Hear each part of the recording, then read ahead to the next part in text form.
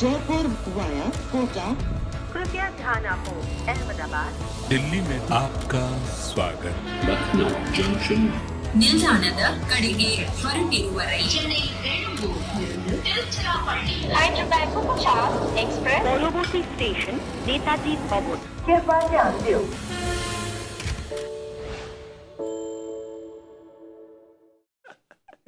Hello and welcome. This is Cricbuzz Live. Why are we laughing already? Everything on the show happens upside down. We laugh first, we tell the jokes later, we give the answers, we ask the questions later. We're already going to tell you what's going to happen in the game and then we may just leave. You never know. Things just happen. So goodbye and thank you for watching Cricbuzz Live. I have with me...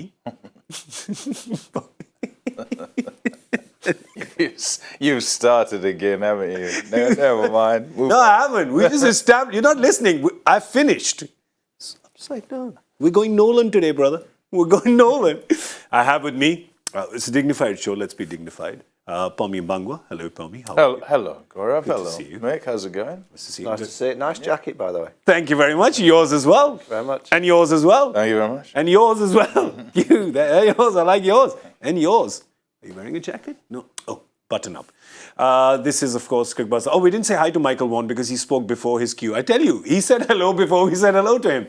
And now we'll say, hello, Michael Vaughan. Hello. Welcome back. I'm back for the finals to see the team that I predicted would win the IPL this year, Rajasthan. Yeah. Can't wait to see them win How's it. that working out for you? Yeah, really well. Yeah, they played great. Yeah. What are their chances of winning this trophy? Out of 100? It's a long shot from here. Yeah? Yeah, it's going to be tough. But not impossible. Well, I'd say it is. Anything can happen. They can get their hands on the trophy if they're quick. Just that it won't be theirs. If they run. I'll tell you, if you go to my social media, you'll see I got my hands on the trophy. Yep. Oh, did you? Yeah. Well, when was that? To the Gujarat team room. Oh. Last year's trophy was like that. Picked it up, clicked a few pictures, no one's the wiser. Does that make me IPL champion? No, it doesn't. But here are two teams today that know a little about winning championships. One, of course, defending champion. The other has won it 4 times. They have qualified, Michael. It's insane. They've qualified 12 out of the 14 times they've played. That's insanity. Yeah, and one of those years that they didn't qualify, the skipper wasn't around, really skippering. So, True. MS Dhoni has run this operation with Stephen Fleming since day dot. 1 or 2 very simple procedures that they go through. They create a very strong atmosphere. They're very consistent. We don't even talk about the teams because we know the team's going to be the same as the last game, as the previous games. Yeah. And with that, you create a culture of the players knowing that once you get an opportunity in the side, you're pretty much going to stay in that side. The captain and the coach back you.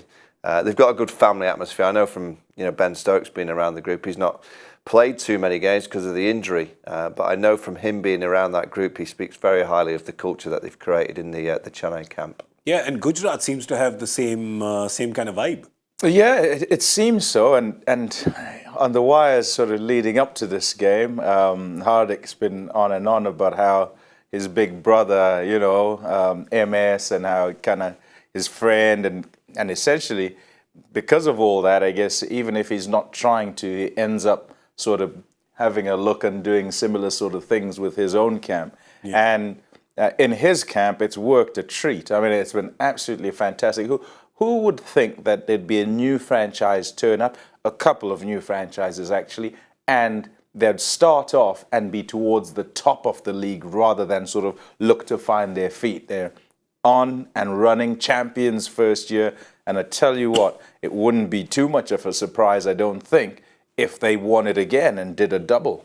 And it'd be fantastic, I think, actually.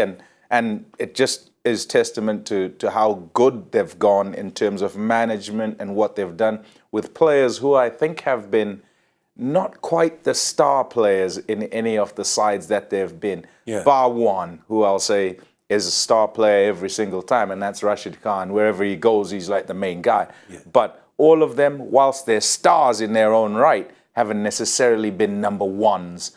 And here they are together as a number 1 team. And that's what a captain will tell you, right, Michael? That it's about how, what was that phrase what Joy was telling us? Where it's the sum is greater than the parts? Yeah. Did I say it right? I did. That's what it is, right? That's what it is.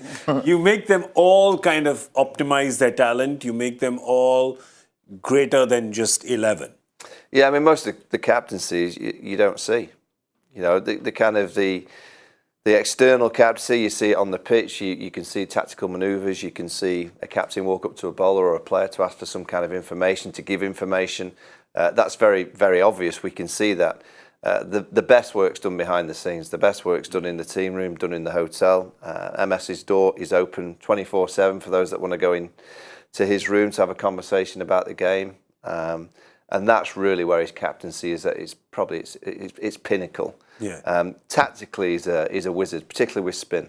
You know, I always look at any captain that you kind of start talking about as being very good. It's usually the way that they manage spinners. Yeah. Now, most captains can manage quick bowling. It's just, I don't know, it's just in everyone's DNA to be able to do that. But it's how you manage spinners and when you bowl the spinners, how you set the field, when do you go aggressive, when you spread the field, when do you use them to certain styles of players.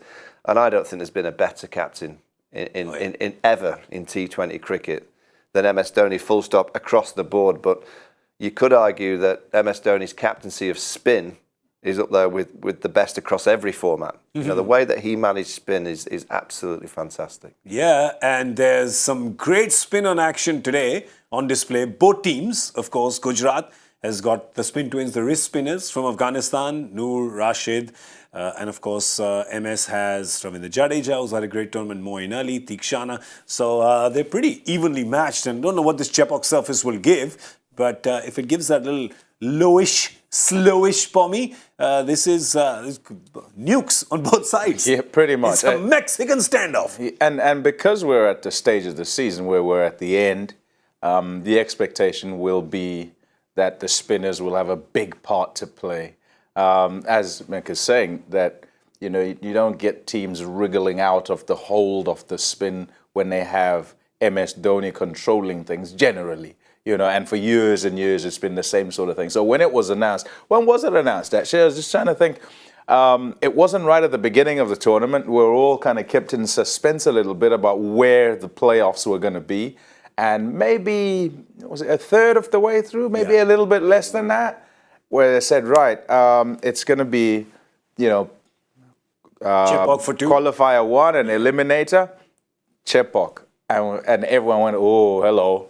You know what's going to happen if they make it 1 or 2 or whichever way, they're going to turn up there. And good luck to whoever has to play them. Especially if they have a couple of goals, if they need a couple of goals. I'm not saying it's kind of it's fixed in any way, shape or form, but I think there might be someone at the top of the IPL that wants MS Dhoni to get to the final. I'm just saying, it's quite a good story. There's a whisper that it might be his last year. Yeah, not just the top. Yeah, not it's just not the top of the top, IPL. Mick. Everyone, that entire pyramid, to every little teeny tiny cricket fan in India in some teeny tiny corner, wants MS Dhoni, of course, to win. You see it. They turn up. Every stadium becomes a home ground. We've watched this yellow wave go all the way around the country. Can you tell me when last you saw a Kolkata Eden Gardens, instead of being purple, being yellow? Can you tell me when you've seen Chennai in Bangalore, instead of being red and black, being yellow? Yeah. And I was at those games, and you look around and you think, goodness gracious. And it's a big tell, isn't it? When you turn up, you think, well, they do want RCB to win, but here they are dressed in yellow. Yeah. It's unbelievable. That's it. Absolutely unbelievable. Everybody's suspecting. It's actually a reminder to the kind of present-day Indian players. Virat Kohli, legend of the game, Rohit Sharma. But you kind of look at what MS Dhoni's getting. They've got a long way to go to get to that. Yeah. You know, to think that the whole of the country's turned yellow and everyone... I mean, I think you said you want Gujarat to win tonight. Is that correct? I do want Gujarat. I think you're the only person in India that actually wants Gujarat to win. Except I'm not throwing you under the bus, Pam. That's all right. No, everyone's yellow. I'm happy. Apart from you. I'm happy to have Gujarat win first time, get through. Like you saying. And then I don't want them to have a second goal. Yeah. I know that if Chennai have a second goal, they'll be all right. They'll do it. They'll get through. But Gujarat has won the toss. Just in case you thought the show's completely upside down. No, it hasn't ended. Gujarat has won the toss, and I don't need to tell you what they Yep, chose. yeah, they always do. They always field first. They're yeah. chase masters. They like the chase. So that's what they're going to do here. They are going to chase. And obviously when they chase, they're confident that they can do anything because first up, they have this golden boy at the top. Actually, I'm going to call him the platinum boy because he is our man of platinum today. We're talking about Shubman Gill. And as we've told you, men of platinum have qualities that everybody aspires to. And today, we're talking about Shubman Gill because he's got, well, I think it's just all the qualities, but self-belief is the one thing that we're talking about today because here's a guy who a couple of seasons ago was left by his team, the Knight Riders, who must be solidly regretting it at this moment. But also so much talk off the field about his strike rate and his strike rate being low, Pommie. Look at this season. It's not just the runs, it's also the speed at which he's got them. And he has just zipped up all his detractors. And yeah, I mean, the reason he's a man of platinum is because one is churned out a lot of runs. As you're talking about, there's, the perseverance with his self-belief, not just the fact that he's going to score runs, that he kind of thinks that he'll get there in the end. And you know what? All of it done not by changing his game per se. He still plays like Shubman Gill plays. And by that, I mean, he's not a slogger. He can't slog it. I remember when he was at Kolkata and strike rate was an issue and he tried a few times to slog it and he'd just get out. He'd look horrible doing it and just get out. Now he continues to score beautiful runs and still at a rate that everyone desires. Yeah, and that's why he's our man of platinum because it's beautiful runs and it's beautiful runs against everybody. There seems to be no Achilles heel. Spin, pace, he's got it all. Oh, he's got pretty much the whole game. The reason why he's got so much self-belief is because he's so good. It's easy to have self-belief when you've got so much talent. And it's no surprise that he's the man of platinum because, you look at Indian cricket and you look at, Sachin, who was, the god for many, many years with the bat in hand. Virat's taken on that mantle. He's the closest that could potentially take on the mantle once again. He's still got a lot to learn in Test cricket. I think in white ball cricket he's exceptional. T20 cricket, back-to-back hundreds in the IPL. I think the history books tell you that's very, very difficult to do. I have no qualms about him in 50 over T20 cricket. He's a very talented Test match batter when the ball doesn't swing. When the ball swings around, I still think he's a bit vulnerable with his hands going at the ball too much. But if he can get that right, I have no question in 5-8 years' time, we could still, whether we're all still sat here, I hope so, having our wasabi prawns. I'm like that, please bring more of those wasabi prawns. But in 8 years' time, I think we might be still sat here talking about Shubman Gill breaking many, many records. And in the same light that we talk about Virat, I don't think many can get to Sachin. I'll be honest with that. I think Sachin's gone beyond trying to reach that kind of stature. But I think he can get to Virat's style. Yeah, as we saw, Shubman Gill has no problem. Pace, spin, middle overs, power play, the end. He's really got no problem. Unlike Michael, who's got a problem with those prawns. They're nice, aren't they? Come on. What's the problem? Nice. I've ordered a dozen for you. They're very good. They're very good. No other superlatives will do. They are very good. But of course, as long as Shubman is there, the Gujarat fans will not worry about whatever total Chennai does put up. So that's our man of platinum, Shubman Gill. Let's have a look at the teams that are getting onto the park today. It's Chennai and Gujarat. You know what? I didn't even call our graphics guy today. I didn't call our graphics guy because we said it's been the same team sheet, so why pay somebody extra, right? No change. There you go. Cut, Is anybody surprised? Cut, No. paste. No. But again, it's no surprise. Consistency. Where's it taken Chennai into the playoffs? Played really strong cricket at the start of the IPL. Did many talk about Chennai being in this position? Not many. I did. I think I had them as my top. Yeah, I had them so up there. it's Yeah. Top four, did you have them Top near the four, top? yeah. I think I had them as one of two that were going to Gujarat and CSK. Yeah. But I also had Delhi Capitals and SRH. All right. So yeah. So you are literally 50-50. Yeah, which is probably better than my predictions. Yours was, mine was Chennai and Gujarat to play the final. That was kind of 4 weeks ago was Gujarat-Chennai final. Pommie's agreeing with me now. But anything can happen. There's Lucknow, Mumbai. Those two are solid teams as well. Could have anyone could have, like today, Hardik is saying, I've got my big brother playing against me. He could literally have his biological big brother playing against him in the final. That's a possibility as well, right? Yeah. Krunal and Hardik, and that will probably be the first time in any league, anywhere in the world, that two brothers are captaining against each other in a final, because obviously they can't do it for country, but it could happen in the final. Anyway, let's have a look at the Gujarat team, see if there are any changes there. Oh, look at that. They've got a new guy in. They've got Darshan Nalkande coming in. Who've they got him in for? Oh, Yash Dayal. They've got him in for Yash Dayal. But otherwise, this is their bowling team. Is there any batter that they'll bring in after that? David Miller, Darshan Chanaka. I guess they'll probably bring in Vijay Shankar after the game he had. That'll be the impact sub that they'll get in. But otherwise, yes, they're bowling. Noor, Rashid, both playing, of course. No Josh Little playing on the surface. No Alzari playing on the surface. No surprise here again. No, I mean, you're generally going to manoeuvre with the seamers skill, bit swing early. You look at MS Dhoni for many years at this venue, he's always used swing early, so I think both teams will try and do that, and then it's all down to the spin. And even the seamers with the ability to bowl 90 miles an hour, they bowl lots of slow balls, lots of slow ball bounces. It's one of those kind of... So I'm always intrigued to... Because there's times that you go to Chennai and you see the pitch and you think, well, 140, 150 could be very, very competitive. Yeah. But we've seen bigger scores as well, so you're never quite sure which of the spinning wickets you're going to get. It will spin. Yeah. But some spinning wickets you can still get the 180, 200s on. And some spinning wickets we see in Chennai, it's a 140 can be very, very competitive. So I don't know whether MS has had a word with the ground staff to prepare a spinning wicket of 140, 150, or whether it's a... And don't look at me like that as if it doesn't happen. No, one sec. I'm just saying, you were staring at me. I know, my look to you was, do you think MS needs to have that word? No. He doesn't. They know what to do. They get down with the brush and they scrub away and make sure it's... We've had a long discussion yesterday about how there was two teams that were complaining. I think KKR was complaining they didn't get the pitch that they wanted. Delhi was complaining they didn't get the pitch that they wanted. And we had this discussion yesterday on Cricbuzz Live saying that franchises should actually get that square a month before and get that home advantage. They should be allowed to prepare the kind of surface they want because they spent big money in the auction, and let them play the home advantage. Well, if you think about a qualifier, you need to win 8 games. That's pretty much been the kind of qualifying status to make sure you win 8 games. You've got to look at your home games.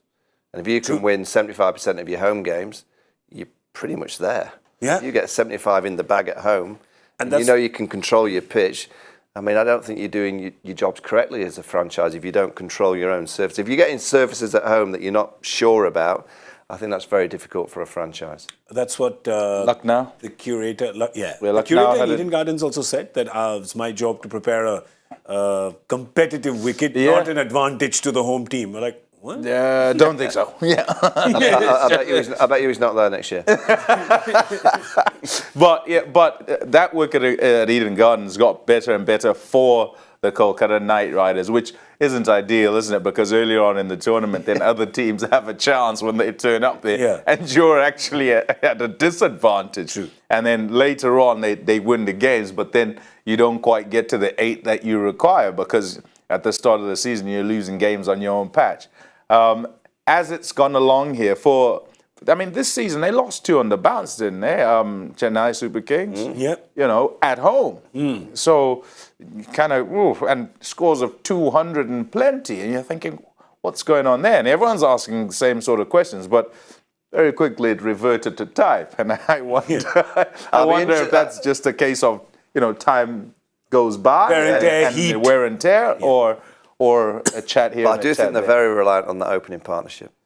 Yes. If Conway and Gaikwad get going, I mean, they get scores, and those two have been so consistent. If Gujarat can knock this over, and I think in terms of Shamma, they've got the best bowler in the competition to knock over a couple early with that pace and swing. And this part, just look at the numbers on the screen. I mean, an average of 52.92, just consistent at the top of the order. If you get off to consistent starts, you know that the Dubé show in the middle, he can just go out there and flourish. Against Ali, you've got Jadeja who can just go out there and swing pretty much from ball one. It all comes down from that real foundation at the top of the order. Yeah, it's so important for them because Conway, of course, has been their golden boy this time. I mean, he's actually in the race for the orange cap, where he's, I think, less than 100 behind Faf, and Faf won't be batting, and you know that Chennai is going to get at least 2 games, right? If not 3, from what Pommie is predicting. But he's actually a great shoe-in for, and that would be amazing, right? Because again, we're talking about, and we said it before, nicest guy, great bat, so well applied. Not your marquee T20 player, not your marquee T20 opener, right? You don't think, oh, he's going to go boom, boom, boom, go all over the park, but he just does it. I love people who are below the radar and get the job done. Effective, I think that's what you'd say, and a seasoned cricketer, Devon Conway. So when guys get their chance much later, they know about themselves that much better. They're mature cricketers, and for him, whether it's test matches or one days or T20s, his chances kind of come that bit later. To start out in South Africa, things don't go as he'd like, shift to New Zealand and make it there. And that's also a story in itself, in that if you have to shift from your own homeland to somewhere else, it takes a whole lot, you know, to then make it somewhere else. You've got to be that much better than everybody else who's there to end up in their national side, or for someone to feel that they need to invest. We've been pretty good at that over the years. I'm not going to go there. England knows. I wasn't going to go there. A thing or two about that. But I think we've got to look at them more as a partnership than as individuals, because I think they've worked that way and they've dovetailed quite nicely together. So Ruturaj Gaikwad, who you'd look at and you think is all timing and generally plays that way, and you look at Conway, you wouldn't say he sort of hits sixes, but Gaikwad, I think, has hit 23 sixes this season. And he's been generally more aggressive than he has been, even though he scored runs last season and has generally scored runs, he's scored them more aggressively, and they've quite happily gone on in terms of aggression after those first 6 overs. When it comes to where do I get a boundary, Conway's been the guy who knows right at the start of the over, I'm going to do it, and he plays laps, he plays everything. He's got all the shots. Yeah. But together they seem to be able to kind of surgically tear you apart without you feeling like they're belligerent, you know? It's a dissection. So, it's a fabulous partnership, and it works to perfection. But that's why it's so important for Gujarat to get that early breakthrough, because who comes after? There's Ajinkya, of course, and we've seen some great innings from him. It's like Ajinkya 2.0 and, you know, these 225, 230 strike rate innings, but has not been successful at Chepauk. So there's that, right? So Ajinkya at Chepauk, maybe not the kind of surface that he likes, but he's been quite golden in the away game. So they'll need him to think that today is an away game and bat that way. And you don't want, you know, Dubey is really good, but Dubey is their spin destroyer. You don't want him in too early. So Chennai's got a few things to think about, and Gujarat's thinking, yeah, man, if we can get these guys up front, we know that there's a bit of a vulnerability. We can keep Chennai down to a low total. Definitely. I mean, when you're up against a team that's so strong at the top, which Chennai are, you know, as a fielding unit, if you can strike early, particularly in such a big game, you know, you can silence. I mean, this crowd's going to be going nuts. It's going to be going crackers for MS Dhoni. If you can silence them in the first 6, I always say in T20 cricket, in big, just win the first 6 overs. Yeah. You know, with the ball in hand, go and be aggressive. Go and bowl a full length. Go and try and offer them the drive. Get it swinging and try and get 2 or 3 early wickets. You can break the shackles early in a game. Obviously, this combination at the top's playing so well. The right-hand, left-hand combination really works well. Obviously, different hands, but they also play different styles as well, which is very hard. As Pommie will tell you, as a bowler, it's very, very difficult to keep them quiet. You go from bowling to Conway, who likes to hang back. Yeah. Suddenly, a guy at the other end is a right-hander, so you've got to change your line to that. And he's a different style of player as well. So I think the combination is perfect. But I think Gujarat will really fancy knocking a few over with this Hardik Pandya. You've got Mohammad Shami, who's a genius. Yeah, he's a genius with Fabulous the white ball. He is. He's probably Shami, right? I think he's the best seamer in the tournament to watch. Just the way he kind of just runs in, he kisses length at 88, 90 miles an hour, and it always gets a little bit of movement each way. Yeah, he's not just going one way. He's got the ability. So to Gaikwad, if he wants a bit of width, he'll get one that comes back. Yeah. To Devon Conway, you know what he'll do? He'll have a look with a couple away, and then he's got the ability to bring one back. He's a genius with the white ball. And just that run up, just the way he runs in, right? I'm trying to think who it was. I think it was Warner he got. He bowled, and then I think in the same game he might have nicked a couple of right-handers off, but he nicked Warner off, I think it was. And if you got that, you you couldn't let it go. Like, it's not a ball that Warner would go and sit in the sort of dugout and think, why didn't I let that go? They could have told him yesterday. He'd still played a nick in. Yeah. It was that good. And I think he got 4 for in the end. And he might have got 5, actually. But he's had it on a string, man, the whole season. It's not like somewhere in the middle he's gone missing. He hasn't. It's still coming out bolt upright. When he wants it to go that way, it goes that way. When he wants it to go that way, it goes that way. And batter's not sure which way it's going. What I love about the way he's bowled is actually in a couple of weeks' time, India go to play the World Test match Championship final at the Oval against Australia. He's just got to carry on bowling exactly the same. Yeah, because that's right. he's basically bowled Test match length. Yeah. He's bowled to hit the top of the stumps as fast as he can early in the innings to try and bring the batter forward and offer a bit of shape. If he bowls the same way at the Oval in a couple of weeks' time, he'll probably Get Warner again. He'll probably win India the trophy. Yeah. If he continues to bowl in this fashion, obviously he'll need to bowl more than 4 overs. But he doesn't need to change anything that he's doing. Usually when you see seam bowlers going to T20, particularly historically, I think it's changing actually. I think people are realising if you bowl quick, bowl heavy Test match length early with a bit of movement, you've got half a chance. They generally come and bowl lots of slow ball bounces, vary their lines a lot more. Whereas here, he's just bowled heavy Test match length, which is just to challenge the batter on the front foot and see what happens. And it's worked beautifully for him. Attacking length, defensive length. And many a bowler will go, actually, I'll just defend. I'll make sure I bowl where you can't drive it, right? And I won't be short enough for you to pull it. But I'm not really up there. Whereas he's saying, if you want to drive this, go ahead. Yeah. Right? Early on. And it's the same, I think it's the same formula on the other side with Deepak Chahar. Because he swings it, that's what they think. That's what they're thinking when he bowls. Turns up, bowls his 3, sometimes 4 up at the front. And he says, I'm going to bowl an attacking length. You can go for it. You know it's going to swing. Can you allow for the swing and play it well enough to get it over the top with 2 of them waiting there and the keeper? Yeah. And that's kind of... I mean, will Hardik bowl today? That's the question. Hasn't bowled in 3 games, but today is a big game. You're thinking if he was preserving his back or, if there was a niggle, if there was soreness, anything, he's not going to preserve it today. Today he's not. He did an MS Dhoni in the previous game. Just sent all the batters ahead of him in RCB. I don't think it's going to happen today. Of course, there's Shami. There's Rashid. Between them, they've got almost 50 wickets, I think, between the 2 of them. And they're running in the race for the purple cap, nose to nose. Yeah? But they've also got Mohit Sharma. And this is a guy who... You think, below the radar? Not really. Last year, net bowler, what a story. Comes in, first game, wins player of the match, right? Goes on, look at his economy. He's bowled at 8, not bad this season when you're getting so many 200 scores. Picked up 17 wickets and just doing that job in the middle overs. I love this story. Love this story, Pommie. Net bowler the previous season. Fabulous. And also the fact that it was Ashish who said to him, apparently he said to him, don't go too far away from the game. Just stay close to the game. Are you done or you're not done? You're not done, right? So stay close to the game. So what happens? Bowl in the nets. Yeah, go on, bowl in the nets. Yeah.